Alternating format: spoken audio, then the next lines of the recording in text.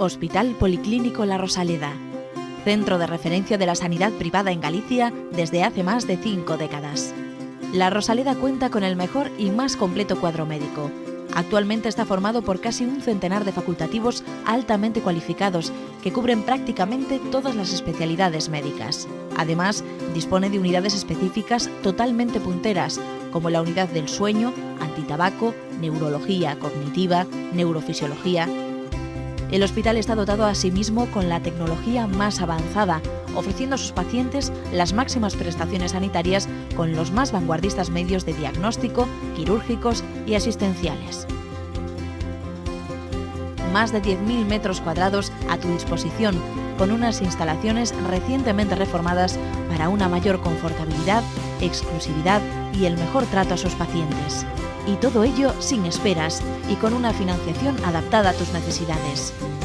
Porque lo verdaderamente importante no puede esperar.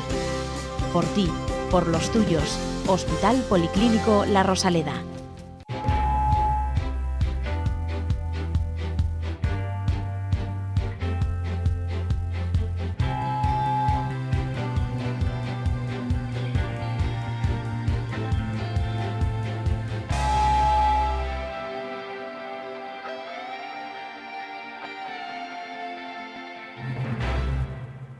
Hola, bienvenidos. Otra semana estamos aquí para hablarles de salud en Falando de Saúde en la televisión del Correo.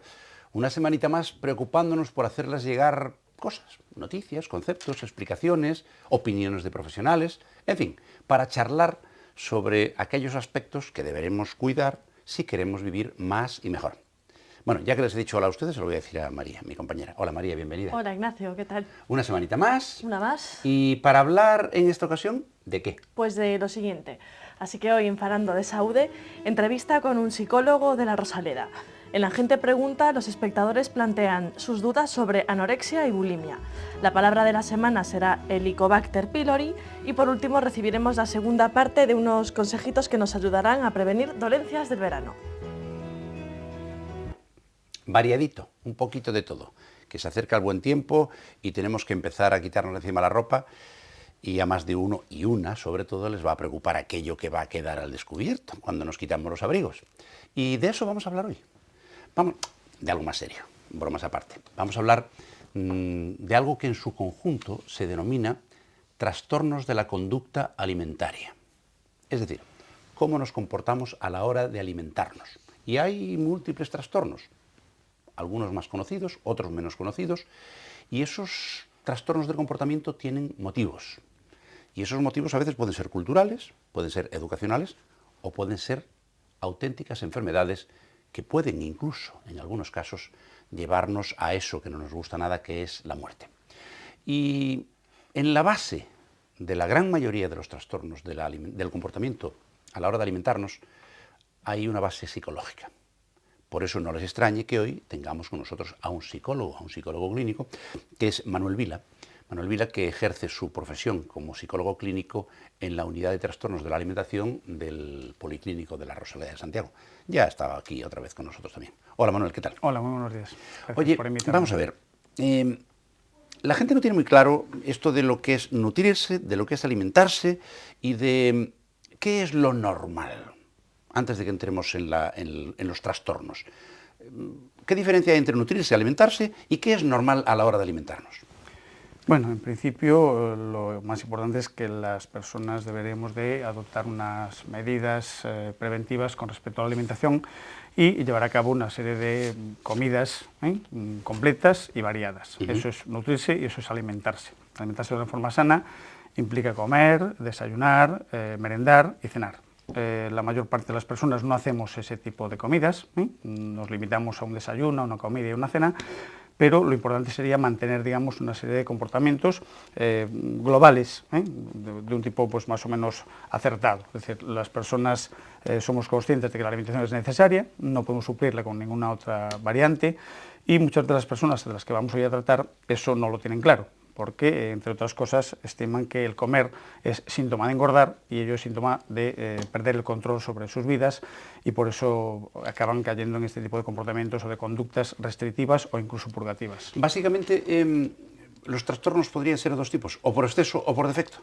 No, a ver, los trastornos, según el DSM-4, que es el Manual Diagnóstico de Clasificación de los Trastornos Mentales, habla de, básicamente, la anorexia y la bulimia y de trastornos de la conducta alimentaria inespecíficos. Luego existen otros trastornos que no vemos tanto en la consulta, como puede ser la pica, la rumiación, la polidipsia, el trastorno por atracón, pero se ven en menor medida porque son, digamos, pues, problemas menos importantes. Y vamos a ver, en su consulta, ¿cuáles son los que más prevalecen? ¿Más bien anorexia, bulimia? ¿Qué pasa con la vigorexia? ¿Hay algún caso? Bien, nosotros lo que estamos tratando básicamente es cuadros de obesidad, pero también tratamos conductas alimentarias o trastorno de la conducta alimentaria como la anorexia y la bulimia. Haciendo referencia a lo que me refería antes al DSM-4, la clasificación diagnóstica la hace en anorexia purgativa o restrictiva y bulimia purgativa o no purgativa. ¿Eso qué significa? Los cuadros anoréxicos no purgativos son aquellos que se realizan con la restricción simplemente alimentaria y con el excesivo ejercicio. O sea, que no comen y además hacen mucho ejercicio. Mucho ejercicio. Los purgativos, además de no comer, realizan conductas compensatorias o conductas inapropiadas, como puede ser vómitos, uso de laxantes, uso de diuréticos, etc. Ya. Porque realmente la anorexia y la bulimia, como trastornos de la conducta alimentaria, más que un trastorno de tipo, digamos, fisiológico, es un trastorno de tipo mental, ¿o no? Sí, en estos momentos en Estados Unidos está considerada la tercera enfermedad crónica entre adolescentes, después de la obesidad y el asma, y en España hay múltiples, digamos, diagnósticos, es decir, los casos de diagnóstico en España son muy elevados y la prevalencia es muy alta. La anorexia, por tanto, es una enfermedad que tenemos que tener en cuenta a la hora de intentar prevenirla y a la hora de poder conseguir no erradicarla, pero que esos casos no se cronifiquen. Pero, Manuel, vamos a ver, una niña, porque es más frecuente en las niñas, pero puede afectar también a un chaval en mucho menor porcentaje, en edad adolescente, ¿qué le pasa a su cabeza para que interprete que estando flaca como una hacha, sigue estando gorda? Es un trastorno de la percepción del cuerpo, de su propia imagen. Es un trastorno psicológico. O sea, vamos a sentar las bases. De la percepción. Es una enfermedad de la cabeza. Es una enfermedad psiquiátrica. Exacto. Que requiere de una intervención multidisciplinar, un equipo multidisciplinar como el que tenemos en el Policlínico de la Rosaleda, por parte de un médico endocrino, por parte de un psicólogo y por parte de un psiquiatra. Estas edades son edades de cambios, edades que propician, digamos, la distorsión de esa imagen y de la percepción de esa imagen que tienen de sí mismas y ocasionan cambios de humor y cambios importantes y alteraciones importantes en la conducta, tanto en la conducta escolar o comportamiento escolar como en la conducta en las relaciones familiares, así como en sus relaciones interpersonales con las demás compañeras. Es evidente que la anorexia y la bulimia no ha dejado de crecer, no ha dejado de aumentar. Estamos en estos momentos atendiendo a un porcentaje alto de personas que, llegada a esas edades, y podemos afirmar que es rotundamente una enfermedad femenina, dado que uno solo de cada 10 personas que presentan trastorno de la conducta alimentaria son hombres. ¿Y por qué, Manuel? Porque yo creo que hay una de las causas es la presión social. La presión social, la presión de grupo. Bueno, tenemos que hablar de causas de tipo multidisciplinar, de tipo muy variado, ¿no? Hay unas causas individuales que pueden deberse pues, a esa falsa percepción, a ese miedo a engordar, a ese control a través de la alimentación sobre sus problemas de conducta.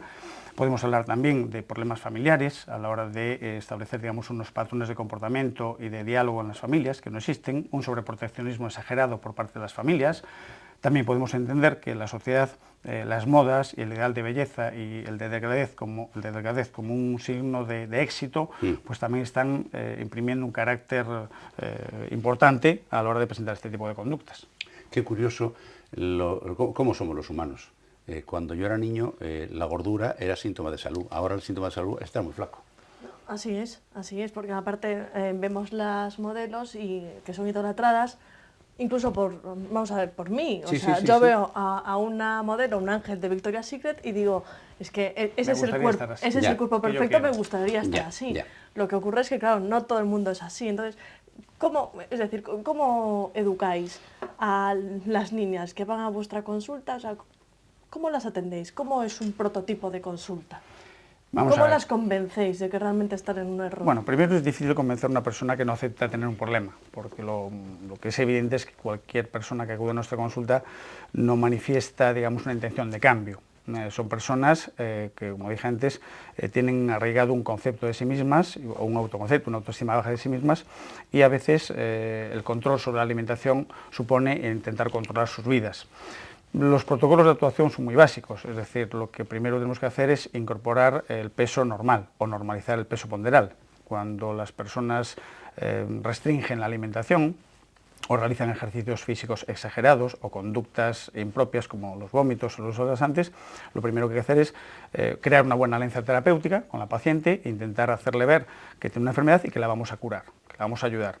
Inicialmente de lo que se trata es de modificar un poquito esas conductas a través de trabajar las ideas sobrevaloradas sobre la delgadez o sobre el éxito que puede producir o el ideal de belleza que puede producir esa delgadez. Luego se interviene también conductualmente sobre las fases. En la bulimia es muy fácil porque hay una serie de procedimientos. Las personas bulímicas ingieren cantidades ingentes de comida en periodos cortos de tiempo. Una vez que se produce el atracón, se produce un sentimiento de culpa y posteriormente una conducta purgativa como es el vómito. Lo que hay que romper es esa secuencia, intentar conseguir que la paciente interfiera, digamos, esa secuencia para evitar, digamos, el refuerzo positivo que supone para ella el vómito. En las anoréxicas es más fácil, aunque el detectar una anorexia es más evidente y cuanto antes se haga de una forma precoz, digamos que los resultados en la recuperación son mayores. Hablamos de que en estos momentos entre el 75 y el 80% de las personas que acuden a nuestras consultas se recuperan. Podemos decir que un 20-25% se pueden enquistar esos comportamientos, esas conductas, y se pueden cronificar, e incluso, como decía Ignacio antes, podemos llegar a la muerte de algunas pacientes cuando el bajo peso es elevadísimo. En principio, de lo que se trata es de crear una buena alianza terapéutica, como te decía, hacerle ver que la paciente tiene que valorarse más, tiene que conseguir no resolver los conflictos o no resolver, digamos, los problemas que tiene a través de la comida, porque son personas que creen que restringiendo la alimentación, sufriendo de alguna manera, son capaces de controlar otras emociones, otros sentimientos. Y muchas de las veces hay que trabajar con las familias porque las familias sí se sienten muy culpables de que sus hijas presenten este tipo de trastornos y son ellas las que no lo aceptan. Otra de las causas que hablábamos anteriormente es que en las familias desestructuradas o los propios cambios de personalidad que se producen en esas etapas adolescentes son las causantes de dicha aparición. Entonces lo que hay que trabajar también es un poquito con la familia para hacerle ver que los padres no son los culpables, pero que tienen que colaborar. Manuel, ¿y cómo sabemos en una familia? O sea, ¿cuáles serían los síntomas de alarma que nos tienen que hacer pensar algo no va bien? Algo no va bien, vamos a intentar enterarnos de qué ocurre y eventualmente acudir a una consulta de una unidad de trastornos de la alimentación. Lo primero sería no alarmarse. La delgadez no es síntoma de anorexia, la delgadez es síntoma de salud. María está delgada y es una persona saludable. Y te aseguro que come como una lima. Sí, pero es verdad que existen unos indicios o unas causas que pueden detectarse desde la familia, como puede ser, como decía antes, pues los cambios de humor, se vuelven más huidizas, dejan de comer en familia, se hacen unas expertas en nutrición, leen libros sobre alimentación, acompañan a sus mamás a los supermercados para hacer una compra light. Son personas que tienen un bajo control de sí mismas, un autoconcepto negativo, son muy exigentes y son muy hiperactivas, se vuelven muy obsesivas con el estudio, con el trabajo, con colaborar en casa. Entonces, esos son los primeros síntomas antes de aparecer. Tampoco podemos dejar de estar preocupados cuando estos indicios presentan, digamos, se presentan en cualquier familia.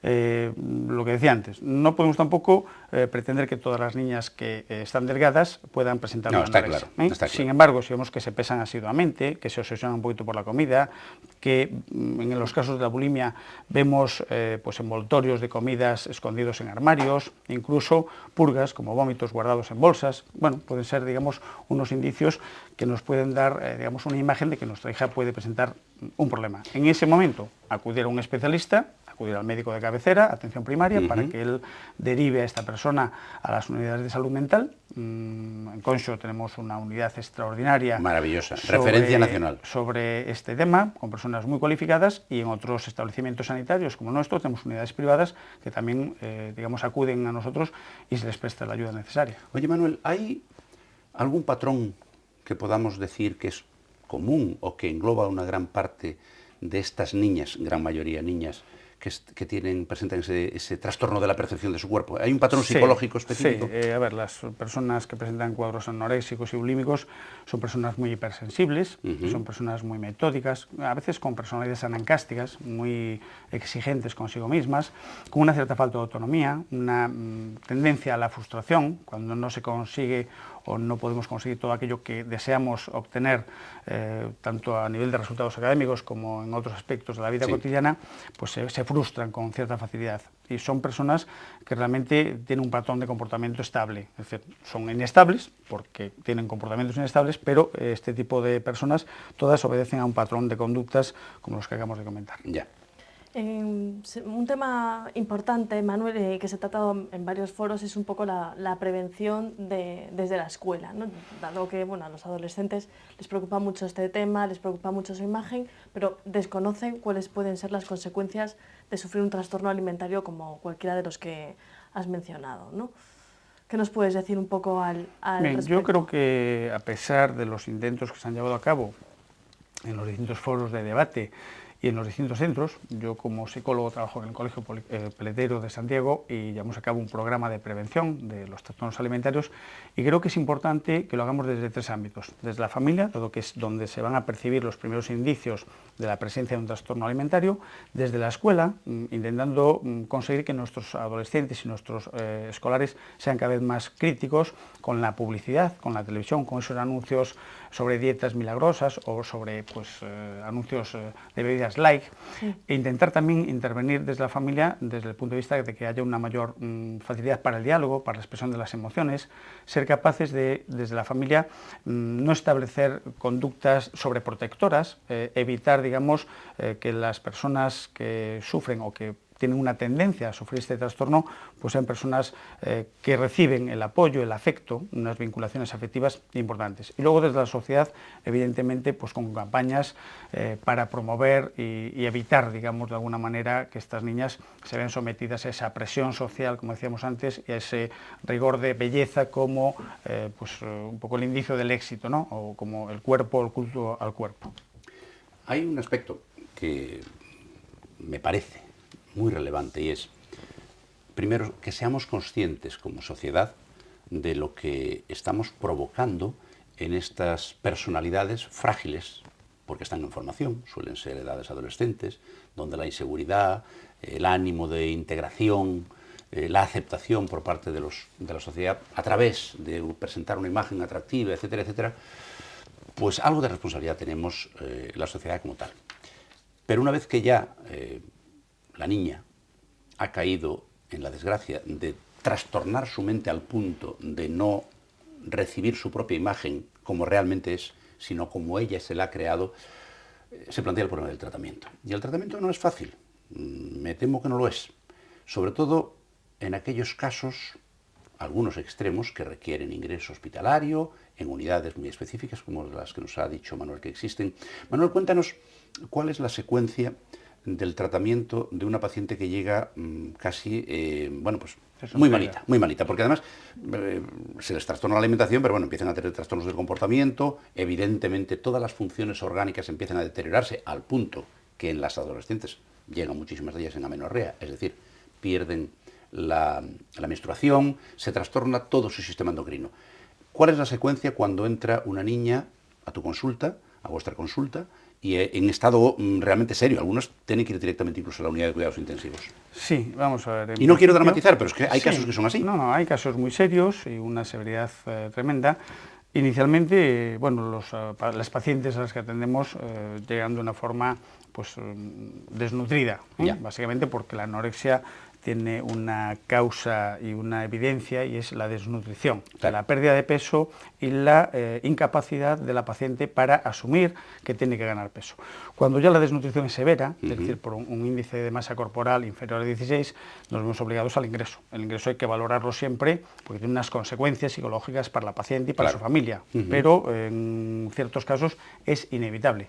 En estos momentos la ingresa, se produce, digamos, un primer paso que es la alimentación parenteral, o sea, la nutrición a través de una sonda nasogástrica, y una vez que se recupera el peso es cuando ya podemos empezar a trabajar desde el punto de vista cognitivo-conductual para favorecer y para potenciar, digamos, el control alimentario y tratar de recuperar un poquito esas ideas sobrevaloradas de la paciente, hacerle ver, digamos, pues un poquito esa distorsión en la percepción de su imagen corporal, y eso se lleva a cabo pues semanalmente. Cuando el ingreso es necesario, después de valorar individualmente y la familia cada caso, pues se lleva a cabo una intervención semanal. Cuando la forma de trabajo es ambulatoria, lo que estamos haciendo es, pues, una vez cada 15 días, vemos a las pacientes para tratar de llevar a cabo pues esa terapia multidisciplinar, como hacía referencia al principio. Ya.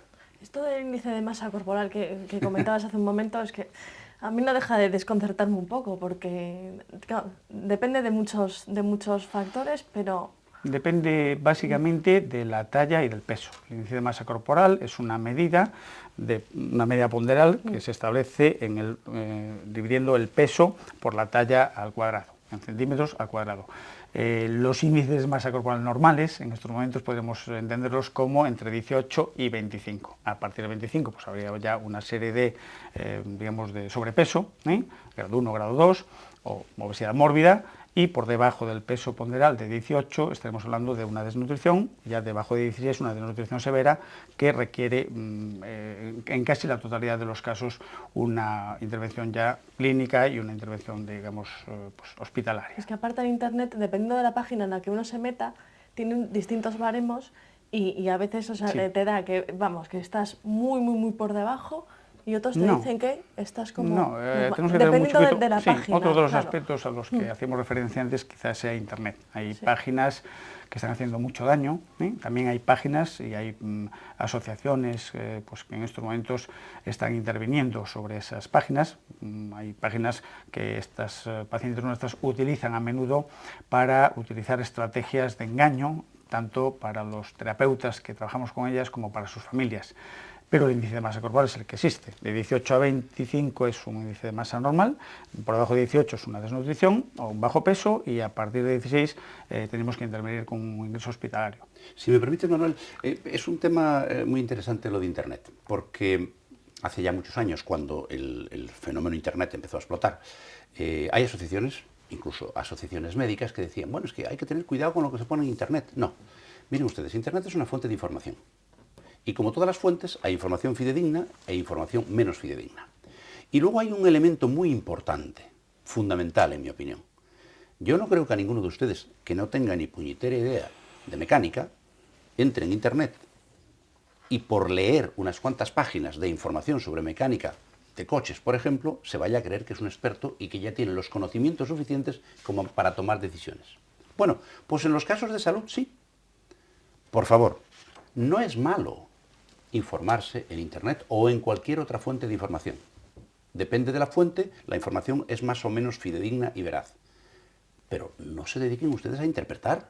Vayan a su médico, que para eso ha estudiado, y les explicará si lo que han leído es acertado o no es acertado. Todo lo que sale en Internet no es cierto. Y el daño no es que esté en Internet. Internet es una herramienta. El daño es el que nos podemos hacer nosotros mismos pretendiendo entender y tener el conocimiento suficiente como para discernir y separar la paja del trigo. Vayan a los especialistas, vayan a los médicos, igual que cuando tienen un problema en el coche van al mecánico. No se dediquen ustedes a interpretar, porque con mucha frecuencia se equivocarán. Y luego ya lo último, lo que le pasa a muchos colegas que han pasado por aquí, que lo comentan. No lleguen al médico exigiéndole lo que han leído en Internet que tiene que hacerles. Él es el que sabe lo que tiene que hacerles y seguro que les va a hacer lo mejor para su salud. Creo que nuestro invitado tiene algo que No, comentar hablaba de al que respecto. antes sí, los síntomas, digamos, de ambas enfermedades a veces se solapan, Sí. aunque son más evidentes en la anorexia. Comentar un poquito que la bulimia se presenta de una forma más tardía, porque las personas que padecen este tipo de trastornos ocultan, digamos, esa patología, Sí. y se percibe en menor medida por parte de las familias y por parte de los profesionales, porque se mantienen casi siempre en normopeso. Lo que pasa es que las personas bulímicas tienen otro tipo de trastornos, digamos, psiquiátricos, psicológicos, comórbidos, es decir, pueden presentar ideas suicidas, pueden presentar depresión, pueden presentar cuadros de ansiedad, pueden presentar trastornos de personalidad, y al detectarse de una forma más tardía, la recuperación también se hace más lenta y se hace menos eficaz. En el caso de la anorexia, al tener una serie de síntomas como hipotermia, hipotensión, frío permanente, sensación de, bueno, pues de cansancio, de abatimiento, emaciación de la piel, pues eso es algo que llama más la atención y por tanto el tratamiento y el intervenir sobre esa paciente se hace, digamos, más necesario cuanto antes, ¿eh? Y esos síntomas son los que nos pueden alarmar y son los que nos van a dar lugar a la aparición de ese trabajo que tenemos que hacer con estas personas. María, ¿y no tenemos hoy preguntitas para...? Tenemos preguntitas, pero me gustaría antes que todos viéramos una encuesta, salimos a que la también calle. tenemos encuesta. También tenemos encuesta. Pues adelante, veamos la encuesta. Pues venga.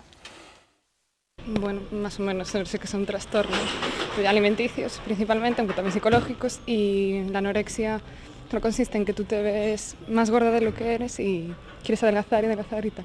Y la bulimia es más o menos lo mismo, pero es más obsesivo porque comes muchos alimentos y luego lo eliminas y tal, entonces funcionas un poco así, con mucho poco. Pues que la bulimia, a ver, tú comes, pero en realidad no quieres engordar, ¿no? Y lo vomitas o eso. Y la anorexia, pues es que ya no comes, yo qué sé.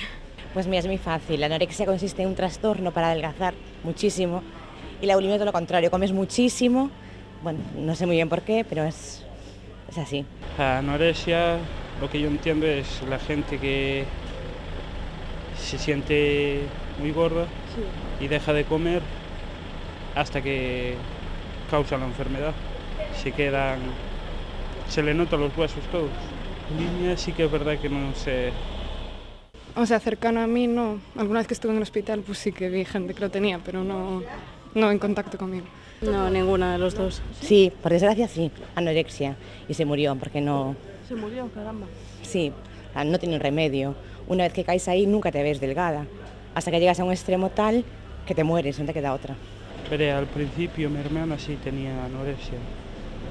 ¿Y qué tal? Se sentía gorda y todo lo que comía lo devolvía. Yo creo que un poco la sociedad, en plan, encontrarte bien o no y tal, y también porque, sí, supongo que es eso, encontrarte a gusto con el resto y tener un poco de sentirte bien, sí. Entonces supongo que lleva un poco obsesivo y también como ves, quizás te preocupa la obesidad o otros problemas que haya y lo llevas un poco al extremo, o la gente, cómo te trate, no sé qué, pues puede hacer que pases de un extremo a otro. Pues yo que sé, a los modelos que hay ahora mismo, porque ahora las chicas, no sé, es lo que se lleva, estar delgadas según los modelos y todo eso. Y eso, a la sociedad un poco, vamos. La sociedad en la que vivimos, que está montado en que todo el mundo tiene que estar delgado, todo el mundo tiene que ser guapísimo, y no es así. Ni todo el mundo es delgado, ni todo el mundo es guapo. Mucha gente que te ves bien, o sea, si mira para ti y te dicen que estás gordo, que estás muy delgado, y a cuestión de eso, yo creo que se produce la anorexia. Pues ya ven que hay gente que lo tiene bastante claro, es decir, es un problema que según esta encuesta, que no es estadísticamente significativa, pero sí representativa, es un asunto que a la gente le empieza a preocupar y hay motivos para ello. ¿Y las preguntas de nuestros televidentes? Pues pasan ahora a continuación. Vamos allá.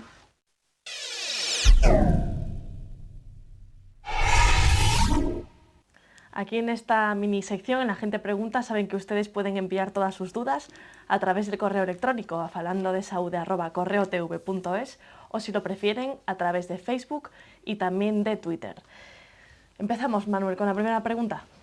Lucía de Santiago dice: hola, mido 1,65 y peso 50 kilos. Reconozco que estoy delgada, pero me encuentro bien. ¿Estoy en un error? Bueno, haciendo uso del índice de masa corporal y hallando su peso, que son 50 kilos, entre su talla al cuadrado, obtenemos un índice de masa corporal de 18,37. O sea, está dentro de los límites normales, por tanto, si se encuentra bien y está delgada, es una persona con un grado normal de salud. No tiene que preocuparse por su peso ni por nada que refiera a temas de alimentación. Comentando un poquito Sí. la La entrevista, encuesta, sí. la encuesta, habéis observado que de 4 personas que hemos entrevistado, 3 de ellas habían tenido algún contacto Sí. con personas. Sí. Es decir, es más probable y es más prevalente lo que se cree Claro. socialmente, porque si hemos hecho un sesgo de 4 personas de entre la población y esas 4 personas, 2 de ellas o 3 de ellas habían tenido contacto con alguna persona que había no tenido a lo mejor un trastorno alimentario, sino un trastorno alimentario inespecífico, como comentábamos antes, es decir, que no cubren todos los criterios diagnósticos de anorexia y bulimia, pero es mayor el porcentaje del que se cree socialmente. Así es. Tenemos a Patricia de Pontevedra. Dice, me peso unas 2 o 3 veces por semana. Sé que no estoy gorda, pero me obsesiona un poco el que a veces en un día coja 1 kilo. ¿A qué se debe esto? ¿Existen unas pautas para pesarse correctamente? Esto no deja de ser un poco preocupante, ¿no? Muy preocupante. Es decir, el tema de Patricia debería de planteárselo en que no debe de pesarse, y menos 2 o 3 veces al día, porque la fluctuación en el peso diario es mínima, ¿eh? Incluso el pesarse en momentos diferentes o distintos del día puede fluctuar el peso, por lo tanto no es una medida objetiva. Yo dejaría de hacerlo, porque sí es verdad que estamos entrando en una conducta un poquito obsesiva, que también es una de las causas de aparición de este tipo de cuadros. No pesarse si cabe una vez al mes, hacerlo siempre a la misma hora, en ayunas, por la mañana, pero evitar, digamos, obsesionarse con la báscula, porque es uno de los indicios también de aparición del trastorno. La temida báscula. Viviana de Santiago dice, estoy muy pendiente de las tallas, pues no quiero engordar. ¿Eso me predispone a sufrir anorexia? Pues tendría que también preocuparse Todos en un general poquito. estamos pendientes un poco de la talla. Todos estamos pendientes de las tallas. Quizá sea uno de los temas que habría que abordar en esos programas de prevención, y ver que uno tiene que aceptarse a sí mismo y no valorar o tener en cuenta la talla como indicio de éxito. Es decir, yo no voy a tener más éxito en mi vida porque me pongo un pantalón de la talla 40 o de la talla 32 o 38. Lo importante es que pues, Viviana debería de plantearse el aceptarse como es, el ver y valorar otros aspectos de su vida, y dejar, por supuesto, de medir, digamos, sus comportamientos o sus actitudes ante la vida en función de la talla. Pero, como decías antes, es evidente que todos nos preocupamos de cuando vamos a un comercio ponernos una talla que nos quede bien, ¿no? Y si es una talla menor, pues en las adolescentes les preocupa más la talla 36, es decir, muchas de las pacientes que atendemos no hablan de si me queda bien o me queda mal. Me hablan solamente de que es que estoy en una talla 36 y no quiero estar en una talla 36, quiero estar en una talla 34. O me he pasado de la talla 36 a la 38 y eso no puedo soportarlo. Salen de la consulta llorando porque han aumentado una talla, a lo mejor en 6 meses de permanencia. Otras de ellas se quieren seguir poniendo los mismos pantalones que tenían cuando tenían 12 años y tienen 17 o 18. Son mujeres jóvenes, son mujeres que van camino de la adultez, y de alguna manera tenemos que ir aceptando los cambios que se van produciendo en nuestros cuerpos. Es que aparte muchas veces, o sea, está el piropo de que si a uno le dicen, has adelgazado, pues qué felicidad, ¿no? Y nos ponemos contentos, pero apenas nos dicen, sí, has engordado un poco, que a lo mejor es que te favorece, ¿no? Sí. Y ganas. Sí, tenemos que tener un poquito... Pues pensamos que nos está incluso faltando el respeto. Sí, o sea, tenemos que tener cuidado un poquito con ese tipo de, no de piropos, sí, sino de refuerzos positivos, claro, que a veces desde las familias realizamos a estas personas, ¿no? Ojo, qué guapa te encuentro, lo que has adelgazado, pues los resultados que estás obteniendo son magníficos, la verdad es que da gusto cómo haces la comida. Bueno, todo esto puede incrementar y acelerar un poquito, ¿no? Sí, puede incrementar, digamos, el hecho de favorecer un trastorno, en el sentido que si potenciamos y premiamos ese tipo de conductas de delgadez, lo que estamos haciendo es no erradicarlas, sino potenciarlas. Bueno, María, ¿y ahora qué nos toca? Lo que a ti más miedo te da de todo el programa, todas las semanas. Ya empezamos. Ya empezamos.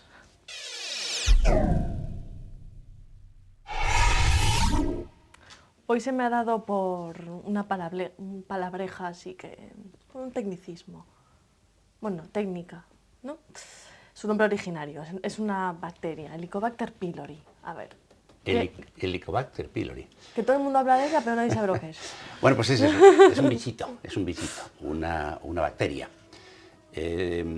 Curiosamente, el Helicobacter pylori se ha puesto muy de moda de unos años para acá, porque es el causante, se ha descubierto que es el causante de una enfermedad bastante frecuente y que hace muchos años, aparte de causar muchas molestias y algunas complicaciones graves, nos hacía la puñeta, que son las úlceras y las gastritis. Porque el Helicobacter pylori, que es una bacteria, lo de Helicobacter es porque tiene una especie de forma de hélice, que vive, nos infecta a través de la alimentación o de que no nos lavamos las manos, se mete en la mucosa del aparato digestivo, sobre todo en el estómago y en el intestino delgado, y ahí se queda.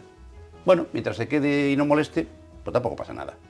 Pero de repente, como es de las pocas, por no decir la única bacteria, que es capaz de sobrevivir en un medio tan ácido como el del estómago, porque el resto de las bacterias que nos metemos, el ácido del estómago las destruye y no llegan a infectarnos. Así que cuando comemos ensaladas, aunque vayan algo infectadas, generalmente no, pero puede llevar algún bichito, bueno, pues el ácido clorhídrico de nuestro estómago, que está para digerir, también se carga prácticamente a todas. Pero esta no. Esta es capaz de resistir la acidez del estómago. Es probablemente la única hasta donde conocemos a través de la ciencia actual. ¿Qué ocurre? Que si en un momento determinado, por alguna causa que modifica nuestra capacidad de defendernos ante las infecciones, porque nos bajan las defensas, entonces ahí se hace dueña. Y nos provoca una úlcera o nos provoca una gastritis. Esto no se conoce desde hace muchos años. Yo recuerdo en los inicios de mi carrera profesional, de mis estudios, donde todos pensábamos que, y así se aceptaba científicamente, que la úlcera y las gastritis eran provocadas por la propia acidez del estómago. Y se hacía de todo, desde operar, porque algunas úlceras se perforaban, hasta tener que cortar los nervios vagos, que son los que vienen desde el cerebro y controlan la acidez del estómago a la hora de trabajar. Bueno, pues un buen día alguien descubrió que el 99% de las úlceras que antes operábamos y tratábamos de esa manera un tanto agresiva, pero era lo que sabíamos, estaban provocados por esta bacteria. Afortunadamente, porque hoy el 99% de esas úlceras se curan con antibióticos. No es fácil, porque el antibiótico te tiene que llegar, está muy agachadito, muy escondido el bicho, y hay que tener tratamientos a veces largos, otras veces hay que repetirlos, y así sucesivamente. Pero lo cierto es que se cura en un porcentaje altísimo. Así que, ya saben, si empiezan a notar aquello de, bueno, pues la pesadez en el estómago después de las comidas, no digieren bien, empiezan a tener, bueno, pues eruptos, y perdónenme la palabra, pero es lo que hay, tienen distensión abdominal, es decir, se notan hinchados después de las comidas, les duele, las úlceras duelen como demonios, pues incluso se pueden llegar a confundir en algunos casos con infartos, pues piensen que pueden tener algún trastorno digestivo, vayan al especialista, él les hará una prueba muy sencillita para ver si tienen el Helicobacter pylori dentro y automáticamente les ponen tratamiento que, ya les digo, en un porcentaje altísimo de casos, con antibióticos y un poquito de tiempo, adiós Helicobacter y adiós úlcera y molestia. Eso es el Helicobacter pylori. Muy bien. Oye, ¿no te podías buscar unas palabritas más fáciles? Es que tenía el día rebuscado. ¿Vale? ¿Qué le vamos a hacer? ¿Qué le vamos a hacer? ¿Y ahora qué nos queda? Pues ahora nos quedan unos consejitos desde la Rosaleda, la segunda parte de unos consejos que nos van a servir a todos para poder prevenir enfermedades del verano. Pues vamos allá.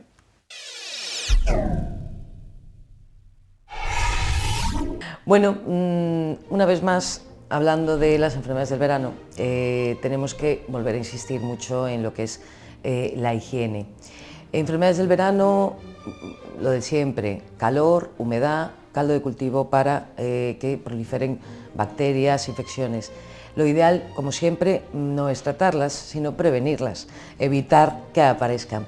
Y la mejor manera para esto, desde luego, es el evitar que se propaguen. Fíjate, parece mentira, pero en los hospitales, ya no hablo a la escala del día a día, en los hospitales la medida que más ha prevenido las infecciones hospitalarias y la propagación de infecciones muy graves ha sido el lavado de manos. Fíjate tú qué cosa tan sencilla. Entonces, fundamental, la mayoría de las enfermedades se transmiten por vía fecal-oral. Esto es, lo transmiten las manos, con lo cual pues, les llevamos a la boca, nos limpiamos, los ojos, por ejemplo, las conjuntivitis también son mucho más frecuentes en verano, con lo cual si hacemos un lavado de manos adecuado, porque eso es otra, normalmente las mojamos, un poquito de jabón, ya está. No, un lavado de manos adecuado y con la frecuencia adecuada.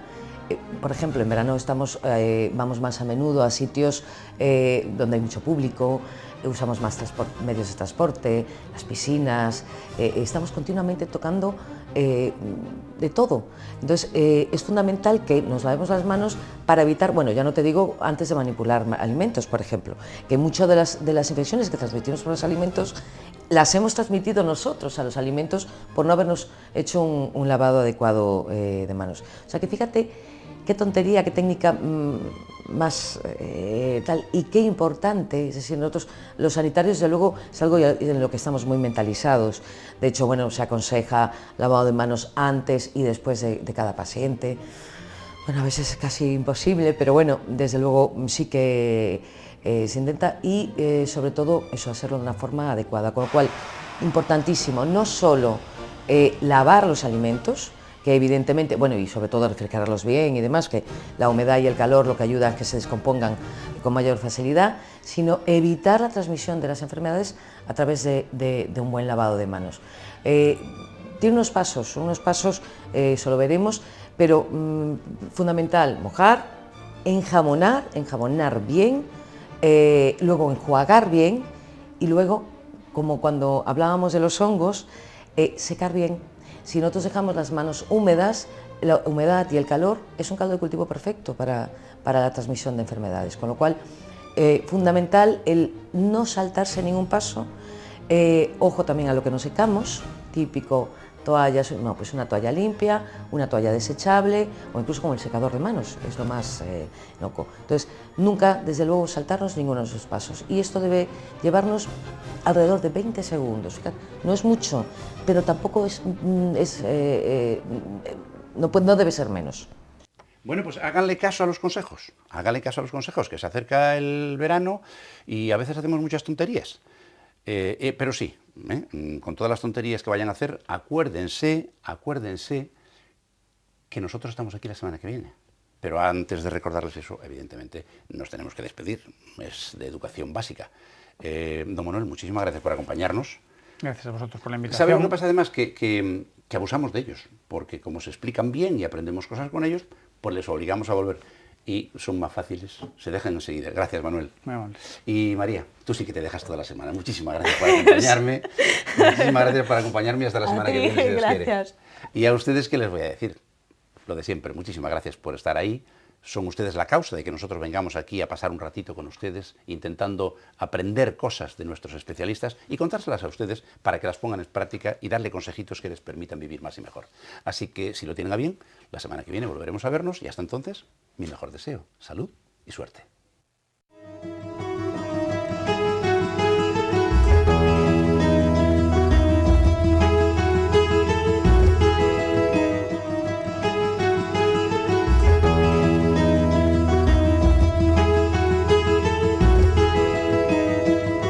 Centros Médicos La Rosaleda han patrocinado este programa.